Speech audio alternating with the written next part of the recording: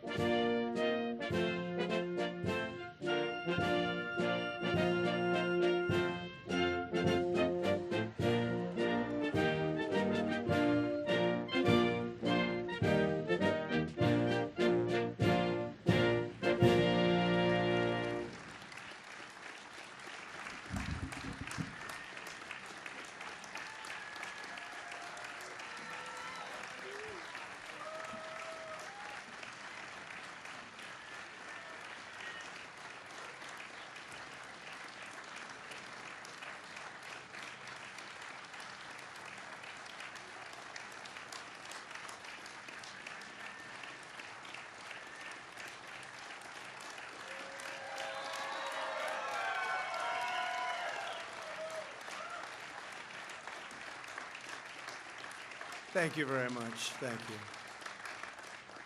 Thank you. I stand before you today to fulfill one of my highest and most important duties under the United States Constitution, the nomination of a Supreme Court Justice.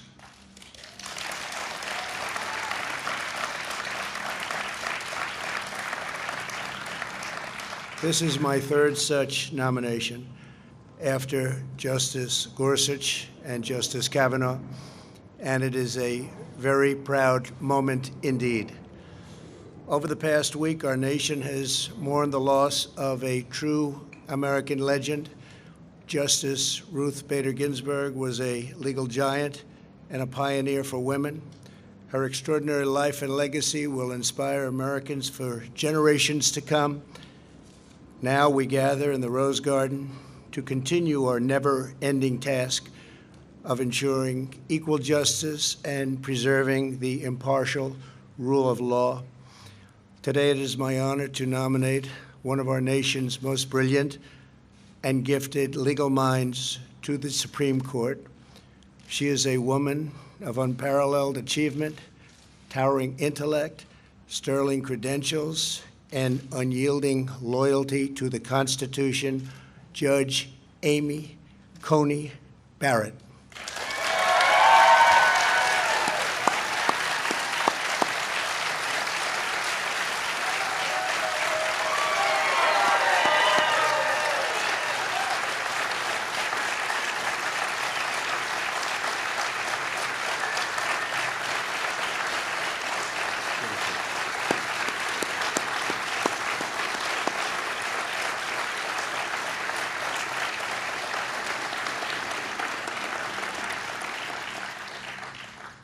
We're also joined by Amy's husband, Jesse. Thank you, Jesse, very much. And their 7 beautiful children. Congratulations to you all. Very special day. With us as well are the First Lady. Thank you, First Lady.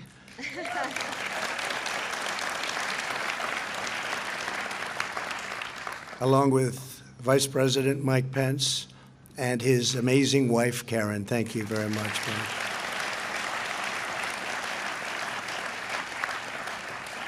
Judge Barrett is a graduate of Rhodes College and the University of Notre Dame Law School.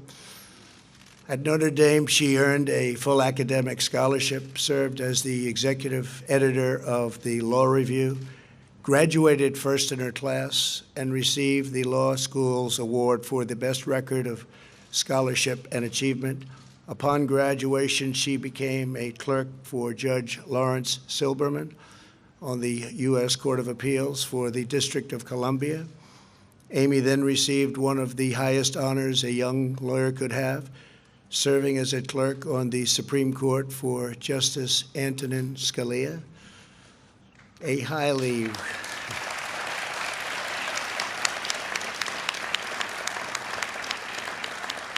A very highly respected law professor at Notre Dame wrote to Justice Scalia with a one-sentence recommendation: Amy Coney is the best student I ever had. That's pretty good. Justice Scalia hired her shortly thereafter, and we are honored to have his wonderful wife, Maureen. Where is Maureen? Maureen Scalia with us today. Thank you. And our great Secretary of Labor. Thank you very much. Thank you, Mr. Secretary. Very good genes in that family, I will say. Very good genes. Before joining the bench, Judge Barrett spent 15 years as a professor at the University of Notre Dame Law School. She was renowned for her scholarship, celebrated by her colleagues and beloved by her students. 3 times she was selected at Notre Dame Distinguished Professor of the Year. When I nominated Judge Barrett to serve on the U.S. Court of Appeals for the Seventh Circuit in 2017, every law clerk from her time at the Supreme Court endorsed her nomination, writing, quote, "We are Democrats, Republicans, and independents, yet we write to support the nomination of Professor Barrett to be a circuit judge. Professor Barrett is a woman of remarkable intellect and character. She is eminently qualified for the job."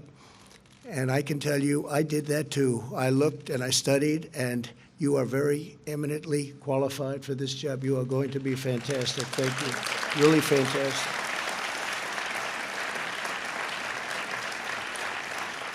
The entire Notre Dame law facility and faculty, everybody at that school also, we got so many letters, also wrote letters of support of Amy's nomination to the Seventh Circuit. They wrote, in effect, despite our differences, we unanimously agree that our constitutional system depends upon an independent judiciary staffed by talented people, devoted to the fair and impartial administration of the rule of law, and we unanimously agree that Amy is such a person. For the last 3 years, Judge Barrett has served with immense distinction on the federal bench. Amy is more than a stellar scholar and judge. She's also a profoundly devoted mother. Her family is a core part of who Amy is. She opened her home and her heart and adopted 2 beautiful children from Haiti. Her incredible bond with her youngest child, a son with Down syndrome, is a true inspiration. If confirmed, Justice Barrett will make history as the first mother of school-age children ever to serve on the U.S. Supreme Court. That's good.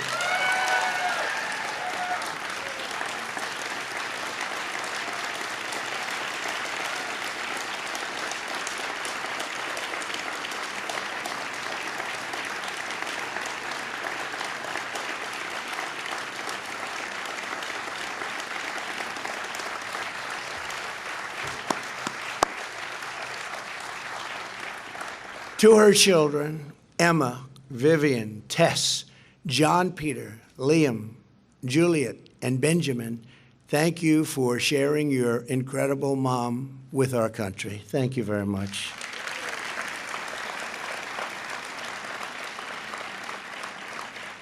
Amy Coney Barrett will decide cases based on the text of the Constitution as written. As Amy has said, being a judge takes courage. You are not there to decide cases as you may prefer. You are there to do your duty and to follow the law wherever it may take you. That is exactly what Judge Barrett will do on the U.S. Supreme Court. I want to thank the members of the Senate. We have so many of them here today. Thank you very much. I see you in the audience, and you're so proud. But I want to thank you for your commitment and to providing a fair and timely hearing. I know it will be that. Judge Barrett was confirmed to the Circuit Court 3 years ago by a bipartisan vote. Her qualifications are unsurpassed, and her record is beyond reproach. This should be a straightforward and prompt confirmation. Should be very easy. Good luck. It's going to be very quick. I'm sure it'll be extremely non-controversial. We said that the last time, didn't we? Well, thank you all very much, and thank you for being here. That's really great. Thank you. Thank you. I further urge all members of the other side of the aisle to provide Judge Barrett with the respectful and dignified hearing that she deserves, and frankly, that our country deserves.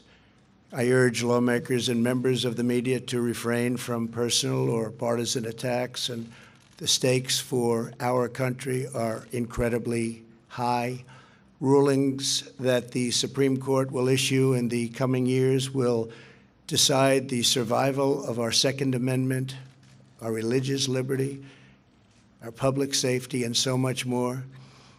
To maintain security, liberty, and prosperity, we must preserve our priceless heritage of a nation of laws, and there is no one better to do that than Amy Coney Barrett. Law and order is the foundation of the American system of justice. No matter the issue, no matter the case before her, I am supremely confident that Judge Barrett will issue rulings based solely upon a fair reading of the law. She will defend the sacred principle of equal justice for citizens of every race, color, religion, and creed. Congratulations again to Judge Barrett. I know that you will make our country very, very proud. Please, Amy, say a few words.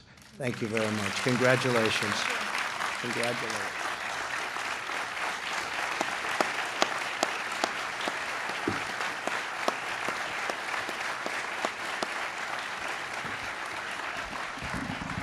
Thank you.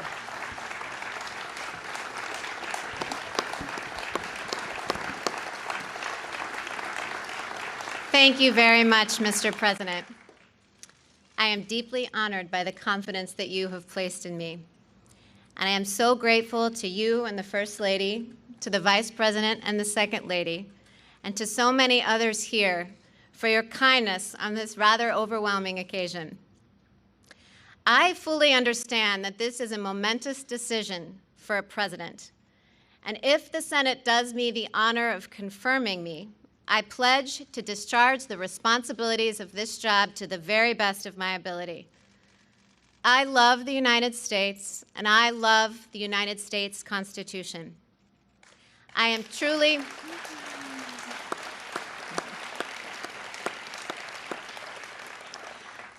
humbled by the prospect of serving on the Supreme Court. Should I be confirmed, I will be mindful of who came before me. The flag of the United States is still flying at half-staff in memory of Justice Ruth Bader Ginsburg to mark the end of a great American life. Justice Ginsburg began her career at a time when women were not welcome in the legal profession. But she not only broke glass ceilings, she smashed them. For that, she has won the admiration of women across the country and indeed all over the world. Yes.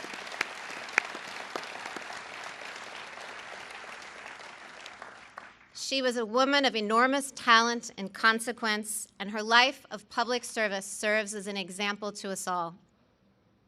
Particularly poignant to me was her long and deep friendship with Justice Antonin Scalia, my own mentor. Justices Scalia and Ginsburg disagreed fiercely in print without rancor in person. Their ability to maintain a warm and rich friendship, despite their differences, even inspired an opera. These two great Americans demonstrated that arguments, even about matters of great consequence, need not destroy affection.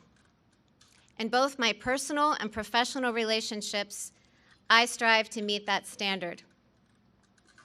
I was lucky enough to clerk for Justice Scalia, and given his incalculable influence on my life, I am very moved to have members of the Scalia family here today, including his dear wife, Maureen. I clerked for Justice Scalia more than 20 years ago, but the lessons I learned still resonate. His judicial philosophy is mine too. A judge must apply the law as written.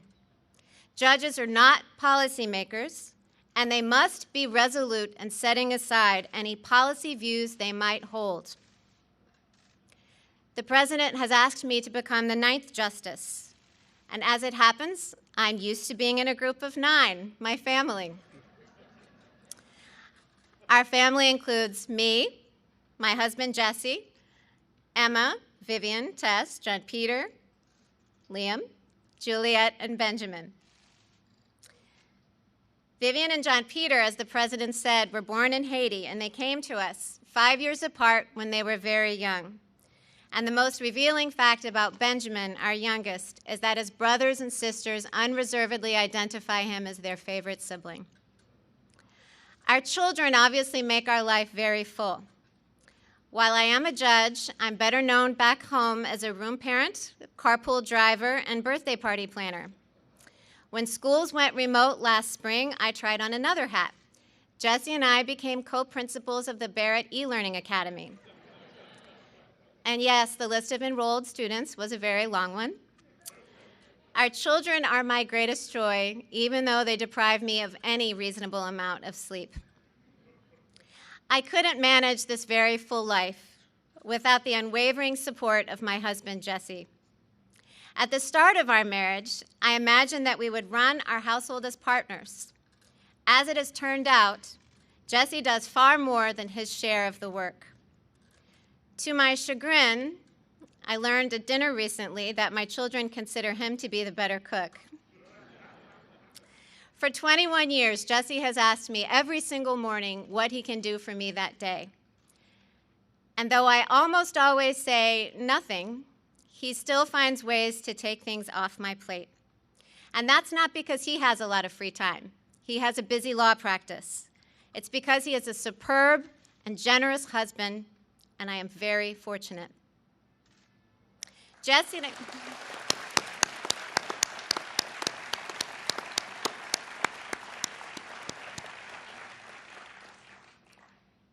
and I have a life full of relationships, not only with our children, but with siblings, friends, and fearless babysitters, one of whom is with us today.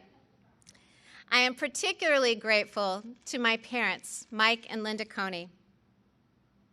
I have spent the bulk of my adulthood as a Midwesterner, but I grew up in their New Orleans home.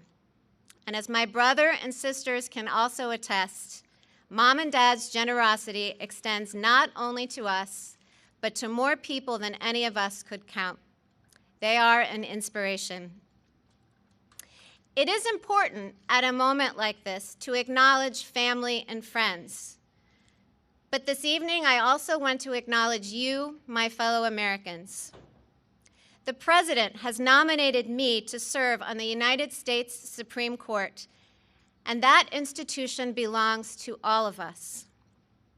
If confirmed, I would not assume that role for the sake of those in my own circle, and certainly not for my own sake. I would assume this role to serve you. I would discharge the judicial oath, which requires me to administer justice without respect to persons, do equal right to the poor and rich, and faithfully and impartially discharge my duties under the United States Constitution. I have no illusions that the road ahead of me will be easy, either for the short term or the long haul. I never imagined that I would find myself in this position. But now that I am, I assure you that I will meet the challenge with both humility and courage. Members of the United States Senate, I look forward to working with you during the confirmation process, and I will do my very best to demonstrate that I am worthy of your support. Thank you.